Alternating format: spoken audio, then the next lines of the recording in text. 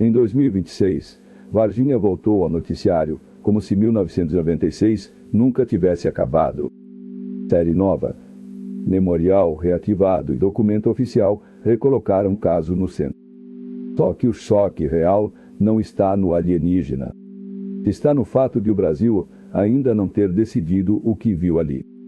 De um lado, a cidade revive o mito. Do outro, o STM reafirma engano, boatos e memória contaminada. 30 anos depois, as duas versões voltaram a colidir. E é essa colisão que faz o caso renascer. Antes de julgar, volta comigo para o dia em que tudo começou. Era 20 de janeiro de 1996, sul de Minas Gerais. Varginha ainda parecia uma cidade comum, de rotina tranquila. Mas aquele sábado amanheceu cheio de rumor e tensão. De madrugada, um casal relatou um objeto estranho no céu. Algo cinza, alongado e fora do padrão da cidade. Horas depois, veio a cena que nunca mais sumiu. 3 jovens disseram ter visto uma criatura agachada. O local ficava perto do bairro Jardim Andere. A descrição era específica demais para soar banal. Pele escura, corpo franzino e olhos vermelhos. Na cabeça, 3 protuberâncias marcavam a lembrança. Elas se assustaram, correram e contaram o que viram. Nesse, o caso ainda podia morrer rápido. Mas a cidade fez o contrário e espalhou tudo. Cada conversa de rua acrescentou um detalhe novo. Cada testemunha indireta reforçou o clima de certeza. E a história saiu da rua para o mapa do Brasil. Foi aí que o caso deixou de ser local. Em poucas horas, o avistamento virou suposta operação de captura. Na versão mais famosa, não seria apenas uma criatura. Haveria pelo menos 2 seres envolvidos naquela sequência. Um teria sido visto no bairro, bem perto do terreno. O outro teria passado por mãos militares e civis. Começaram os relatos de caminhões, caixas e comboio. Bombeiros entraram na narrativa como parte da suposta captura. Hospitais entraram na narrativa como pontos de sigilo. A escola de sargentos também apareceu na versão popular. Depois surgiu a ideia de transporte para Campinas. E junto veio a tese de exame fora de Varginha. Percebe o mecanismo dessa história ganhando corpo tão rápido? Ela não cresce por uma prova única. Ela cresce por peças que parecem se encaixar. Silêncio institucional costuma dar peso a peças soltas. Movimentação militar alimentou os boatos. Hospital fechado dá peso máximo à suspeita. E quando tudo isso acontece junto, a memória gruda. Foi assim que Varginha virou mais do que um rumor. Virou uma narrativa nacional ainda em formação.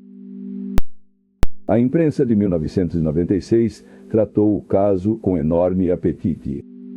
Rádios locais repetiam a história o dia inteiro. Jornais impressos viravam manchete com qualquer detalhe. A televisão deu ao episódio escala emocional. Quando a TV entra, o imaginário nacional muda junto. Varginha deixou de ser só uma cidade mineira.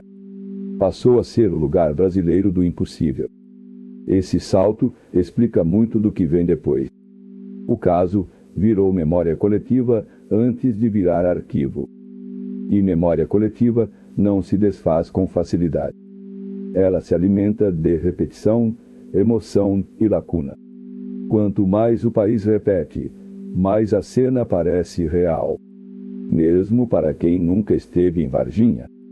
Esse é um dos segredos da permanência do caso. Outro ponto decisivo é o nome de Marco Eli Xerez. Ele sempre reaparece quando o debate esquenta.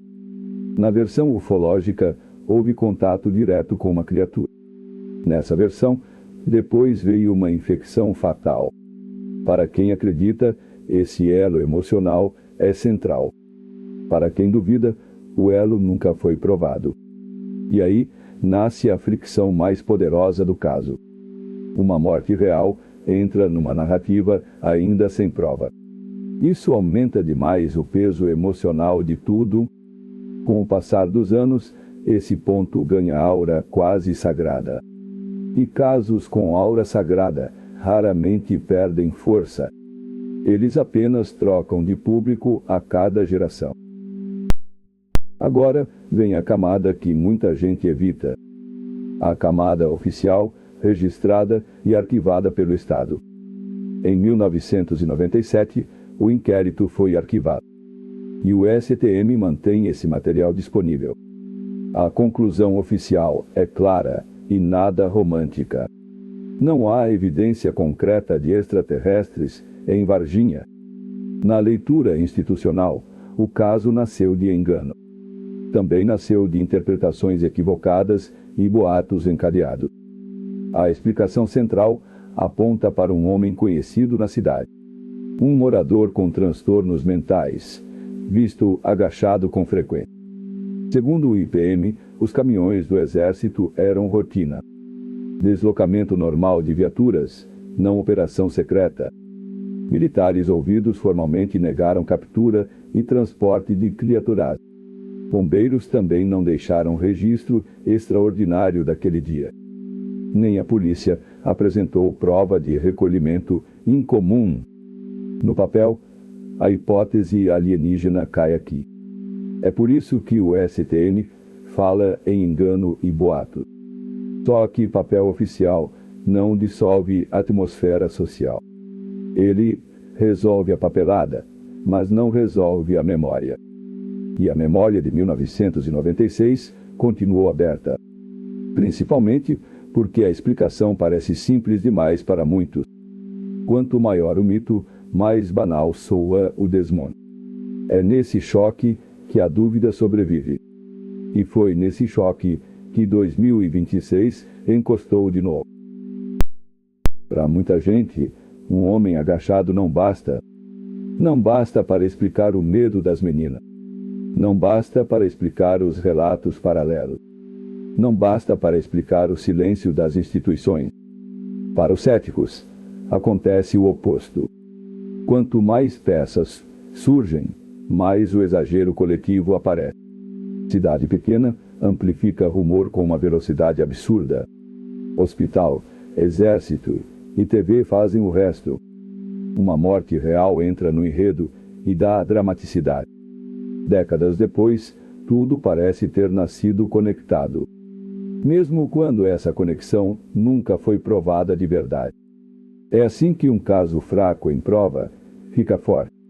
Forte em emoção. Forte em imagem e forte em lembrança.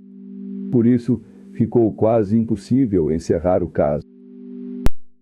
Foi essa disputa que 2026 reacendeu. A pré-estreia no Memorial do Alienígena teve apoio oficial. O evento juntou moradores, autoridades e imprensa. O novo cenário do memorial reforçou a marca visual. A série da Globo reforçou o lado documental. E o discurso público mudou de tom. Menos trauma histórico e mais ativo cultural da cidade. Mais turismo, mais memória guiada e mais curiosidade vendável. Mais identidade local organizada em torno do mistério. Percebe o salto que isso produz na lenda? O que nasceu como medo virou produto cultural. Virou circuito turístico, foto obrigatória e souvenir de cidade. Virou argumento de streaming e debate nas redes. Quando uma lenda ganha utilidade econômica, ela muda de status. Ela já não depende só de prova. Também depende de memória, turismo e renda. Então, o que sabemos com segurança hoje? Sabemos que as 3 jovens deram o relato. Sabemos que o caso explodiu em janeiro de 1996. Sabemos que houve investigação militar e arquivamento formal. Sabemos que esse arquivamento negou extraterrestres em Varginha. Sabemos que a cidade incorporou o episódio à própria imagem. O que não sabemos é o centro exato da história. O que havia no terreno naquele dia? Houve algo nos hospitais além do rumor? Algum comboio tinha relação direta com o episódio?